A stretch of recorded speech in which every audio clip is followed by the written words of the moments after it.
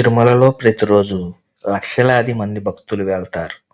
కానీ అందరికీ తెలియని ఒక దివ్య రహస్యం ఉంది.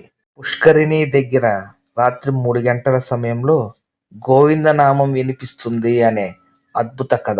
చాలా సంవత్సరాల కిందట కొందరు తిరుమల అర్చకులు మధ్యరాత్రి ఆలయం మూసిన తర్వాత తిరించి గోవింద అని వినిపించిందని గ్రంథాల్లో రాసి ఉంది. ఇది ఎవరు చూడలేదు, కానీ చాలామంది విని అనుభవించారని చెప్తారు. ఈ సంఘటనను పుష్కరిణి నాదం అంటారు. దీంట్లో 2 విశ్వాసాలు ఉన్నాయి. ఒకటి స్వామి సాన్నిధ్యం, 2 అర్చకుల రహస్య జపం.